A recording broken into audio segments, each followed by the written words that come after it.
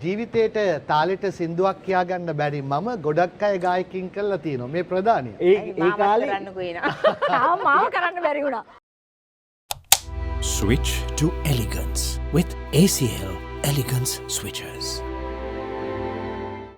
රංගනයි මම තප්පරයක් දෙන්න මම රොෂානව ගොඩක් try කළා ගොඩක් කාලයක් තිස්සේ ජීවිතේ බෑ කරන්නම බෑ මනෝජ් පීරිස් මට කිව්වා අන්තිමට අතෑරලා දාන්න. හැබැයි හොඳ වාදකෙක් ටබ්ලා ගහනවා. ඔයා මොකද්ද කියන්නේ? නෑ මම කියන්නේ නැති ඉස්සර ඉස්කෝලේ ඩ්‍රාමා කරනකොට ඩ්‍රාමා ටීම් එකේ ඉන්නකොට මට කියනවා අපේ තිස්ස ගුණවර්ධන සර් කියන්නේ අපි නාට්‍ය කණ්ඩායම. ඔය අපේ සෙට් එක තමයි ඔය අද කලාවේ ගොඩක් ඉන්නේ. හැමදාම රණ ගීත ගායනා කරනකොට රජියා කියන්න එපා කියනවා වගේ ඉන්න කියලා. මම ඉතින් එල්ලක් අල්ලගෙන බොරුවට කට විතරක් කොල්ලන සද්දෙන්නේ නැහැ. ඉතින් ඒක ඉතින් මම කල්පනා කරලා මම සින්දු කියන්නෙම නැහැ. නෑ ඕක ඔයා කියලා තියෙනවා අපි නැවත වතාවක් කියමු ඔයාගේ අවුට් එක හොයාගත්ත හැටි. ඔව් ඒ කියන්නේ ඒ කාලේ රණ ගීතයක් තියෙනවා.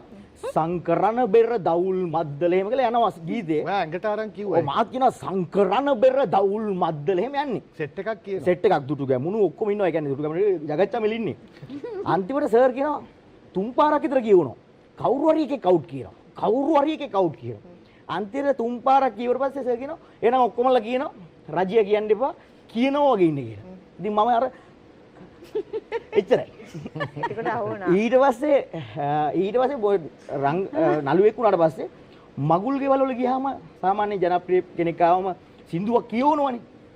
ඊට පස්සේ එක දවසක් මම නිකන් try කරලා නිකන් නළුවා වෙලා නිකන් වැඩ කෑල්ලක් දාන්න කියලා සින්දුවක් කියන්නේ. මොකද්ද කිව්වේ? කිව්වේ අසංක ප්‍රියමන්ත මහත්මයාගේ සින්දුවක්. අර දීපාවලී දාට දීපාවලී සඳහා මාතර ගෙදර ඉන්න යාපාප ඕක මුලට කිව්වා දීපාවලී දාට දීපාවලී සඳ අරන් ඔය ටික ගහගත්තා. මියුසික් පාර්ට් එක ගැවුවට පස්සේ ඊළඟට ගැව්වේ අරක. අර රත්තරන් පුතේ නුකඳනාවත් කමක් නැතේ රත්තරන් පුතේ ඉරුණාව ඒකේ මැද කැල්ල ගැව්වා. මටම තේරුණා පොඩ්ඩක් අවුල් වගේ කියලා. මම පිටිපස්සේ ඇල්ල බලනකොට බෑන්ඩ් එකේ හිටපු පොරත් කිව්වා වැරදුනා නේද කියලා. මං කිව්වා ඔව් වැරදුනා. කවන්නේ ඔහොම යන් කියලා ඉතින් කොහමද සින්දු දෙක මික්ස් කරලා ගියා. එදායින් පස්සේ ඉදාගත්ත සින්දු කියන්නේ නැහැ කියලා. ඊට පස්සේ අයියාගේ ප්‍රෝග්‍රෑම් එකට ආවම මෙයා බලම කරා සින්දු කියන්නේ. මම දන්නවනේ ඉතින් මම පරිප්පු කාලනේ තියෙන්නේ මං ඒවා කියන්නේ ගියේ නැහැ. කොහොම හරි අවසානයේදී මෙයා බලෙන් කියෙව්වා. අනිවාර්යයෙන්. කිව්වේ සින්දු චන්දනැල්ලෙන් නාලා.